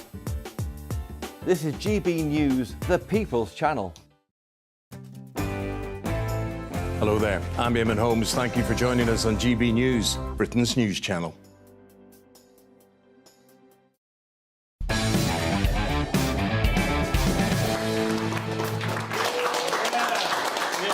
Welcome back to Free Speech Nation with me, Andrew Doyle. Debates surrounding the role of religion in society and community have been reignited by the rise of wokeism. Some have argued that the decline in religious practices and worship has fuelled or exacerbated this rise of wokeism, a belief system which provides individuals with a set of ideas they can invest in other words, a different kind of religion. Now, author and cultural writer Helen Pluckrose counters that view in a recent article that she wrote, and she's here to discuss it. Helen, welcome to the show. Hello, Andrew.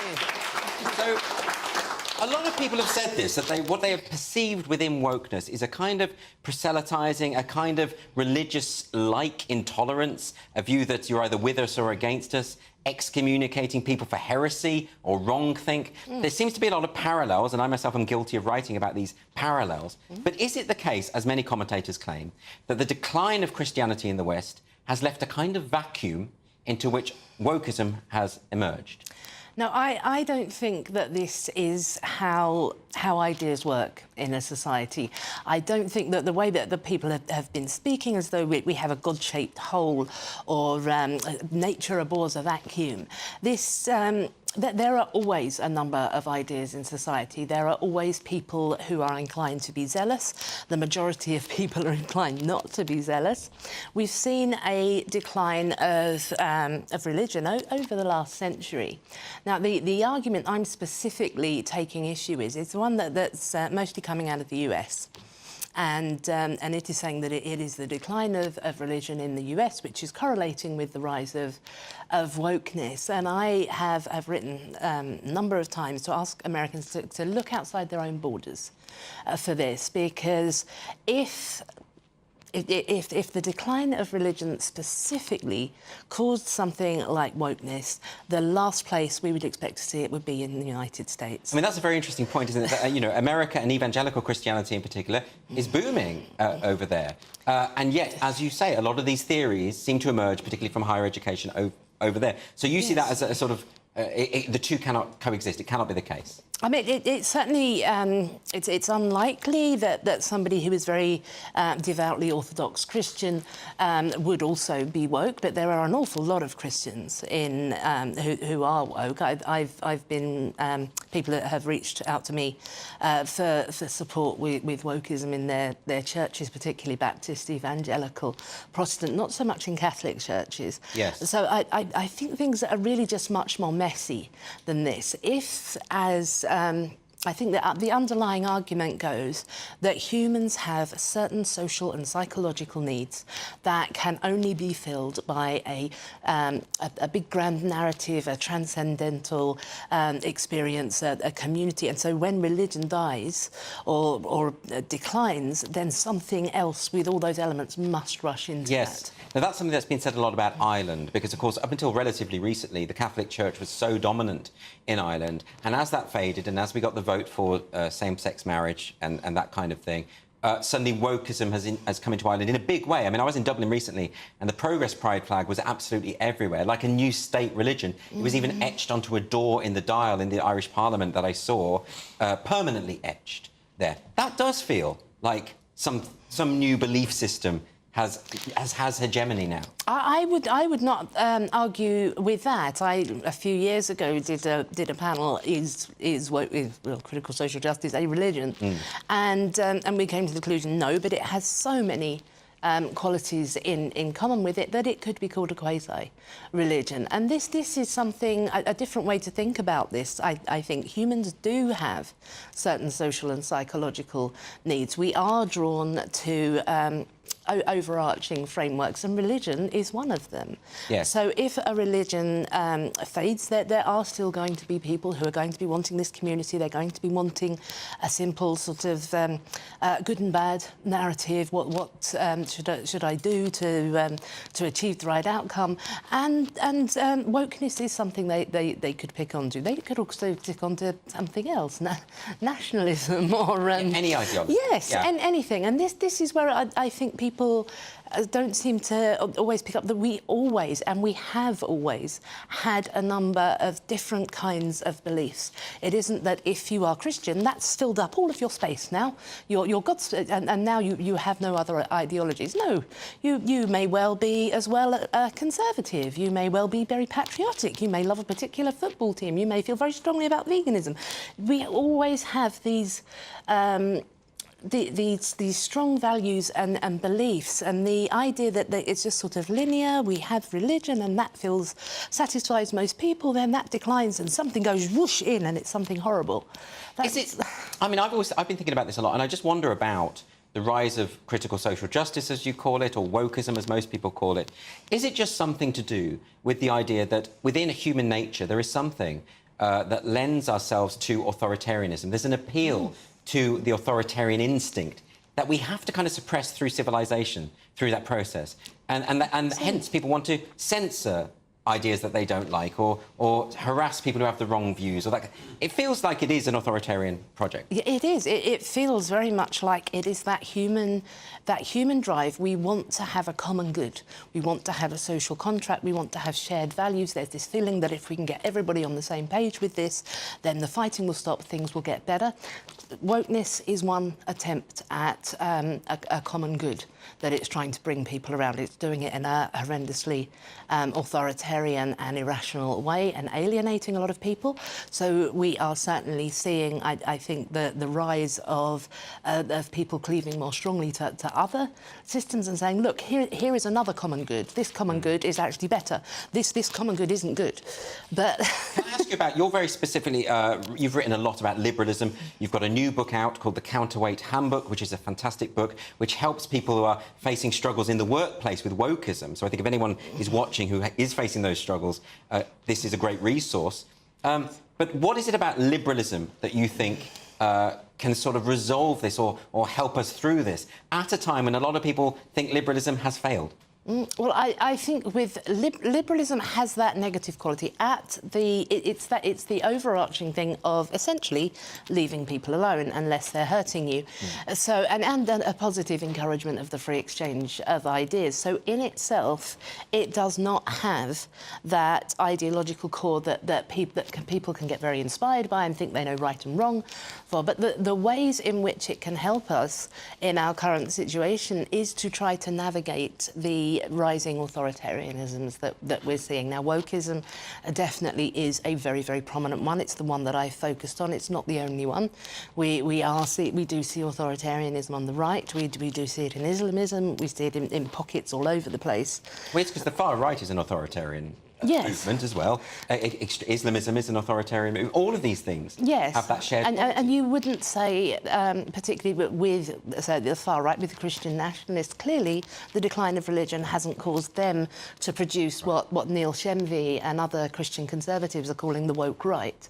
So I think this simplistic thinking stops us getting at it. What I think that we do need more of is community. We need to actually have a stronger sense of community again, which doesn't mean that everybody has to have exactly the same religion, but that we can and do feel invested in each other's well-being. I think social media has played a big part into this. A lot of people are getting dispersed all over the place. Trying to get everybody to go back to Christianity isn't a realistic goal, even if it wasn't for the fact that God continues to appear not to exist. Well, there we go. On that bombshell, Helen Pluckrose, thanks so much for joining me. Next up on Free Speech Nation, I'm sure I'm going to get lots of letters about that. We're going to be looking at our social sensations. We're going to get our panel to answer your unfiltered dilemmas, so please don't go anywhere.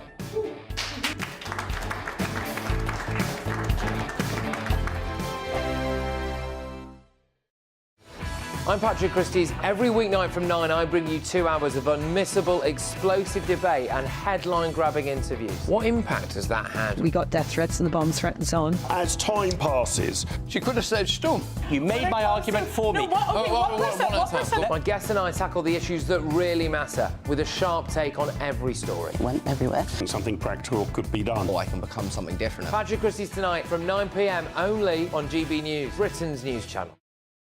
This is GB News, Britain's news channel. One local cricket team was made up entirely of one family, the Jollens. The Newmarket midweek seconds play Thurlow and Old Mill Greenian seconds, captained by, here we go, James Jolland. He played alongside family members Henry, Freddie, George, Jack, Archie, Ryan, Brandon and Daniel. Even if slightly controversial, one of the umpires was a Jolland to Stephen the umpire. Yes, well, the Jolland family mostly live in Wickenbrook in Suffolk and have played for 4 years for Dullingham Village team before it merged with Newmarket. So that's the entire backstory. We're delighted to be joined now by Captain James Jolland and teammate and brother Nick Jolland. Really good to see you both this morning. This is incredible. How did you get the entire family involved in cricket? Well, we started the club about 3 years ago, and it was more friends and family. But then it had this opportunity of this week to get everyone involved, because everyone was back and they all played cricket, various levels, and the youngest being 12, George, and we're all available, so we thought, 1 week we'd do the whole team. You booted the friends out for 1 week only? Yeah, they were very good about it. Oh. They come and watched. They supported us. How did the other team feel about having an umpire with related ties? Well, the captain of the furlough is one of our friends. We do know him, so he was fine with it, and there was no controversial decisions at all. I think it's a fantastic strategy. No, yeah. You could plant somebody. That's the way in a position of authority. It's a great idea. Oh, look, here's the scorecard we can see on the screen with all of your names on there. Some fantastic English names on there. How does it get between the family members? Is it very, very competitive between you all? As you get older, you work on that, don't you? And you keep that competitiveness out of it. And it's really to play with your sons. It's a great thing to do. Yeah, it's a lovely We've thing all to got do. sons in it. That's why we do it. GB News, the People's Channel. Welcome to State of the Nation, daily plunge into the stories shaping our country. I'm Jacob Rees-Mogg, and Monday to Thursday we bring you the insights, the facts, the truth about how our country is being governed. Because what happens in Downing Street matters down your street. Tune in to State of the Nation every Monday to Thursday, 8 to 9 o'clock. Only on GB News, the People's Channel, Britain's news channel.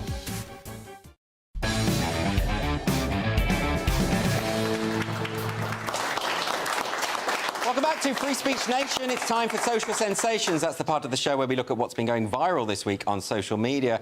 First up, it's this video.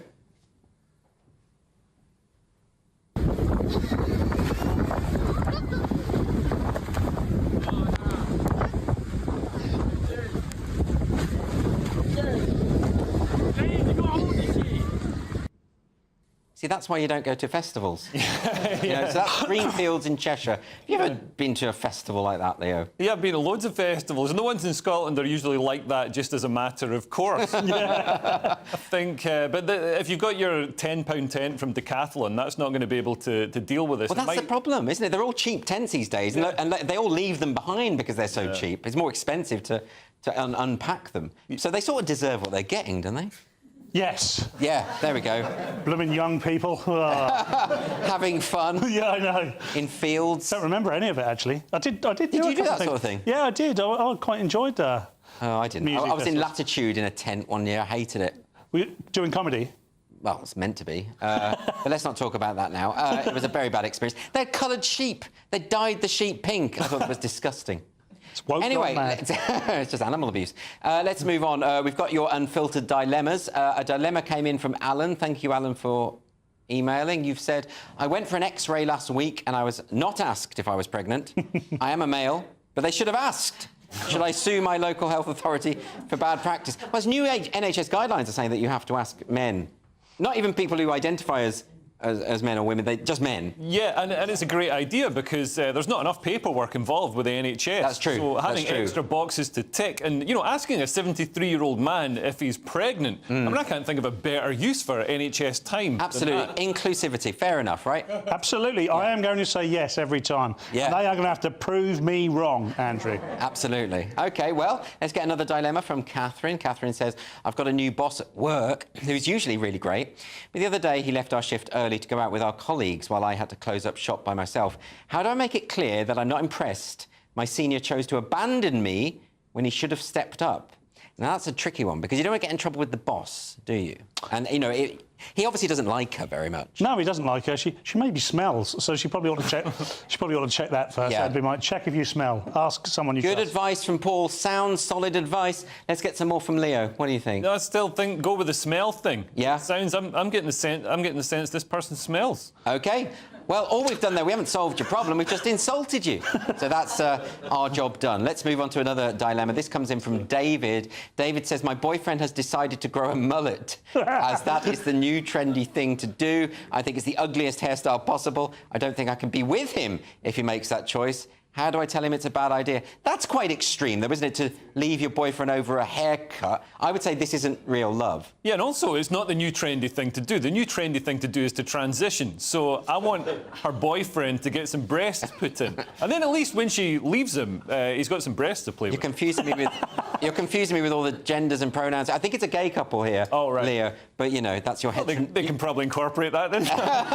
That's your heteronormativity show. What do you think, Paul? Well, I always think it's best to talk to your partner rather than put it on national TV. No, I disagree. I know it's our job, Andrew, but this is ridiculous. I like this. I think just send us your problems and then, you know, have a row. We'll sort it out. I mean, they'll be watching it, won't they? And then they're going to have a row now. That's what this was all about. You just wanted to stimulate that argument, didn't you? That was what was going on there. Yeah, well, you know, it's a haircut. It can grow out, can't it? So. And also a mullet. Yeah, exactly. It's a mullet. Who cares? Yeah. It's not like you're getting, like, one of those nose rings or something. I don't know. I looked at you when you did that. Yeah. I wouldn't give him extra ideas. No, that's true. Well, look... That's all we got time for. Thank you so much for joining us for Free Speech Nation this week. This was the week when an Australian judge ruled that sex is changeable, apparently. More people were imprisoned for unpleasant social media posts. And it was revealed that the Labour Party has ditched the new law to protect free speech on campus because it didn't want to upset the Chinese government. Thanks to my panel, Leo Kearse and Paul Cox, and all of my brilliant guests this evening. And by the way, if you want to join us live here in the studio and be part of the audience, that's easily done. Just go to www.sroaudiences.com. That's there on the screen. You can come along. We've got food, we've got drink, we've got good company.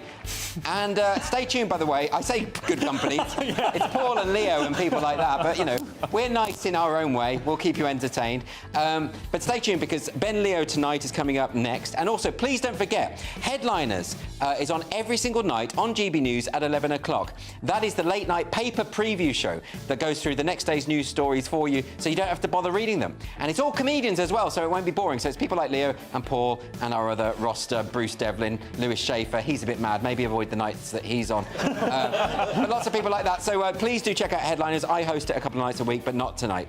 And by the way, actually, that's all I've got time for. Thank you so much for watching Free Speech Nation. I'll see you next week.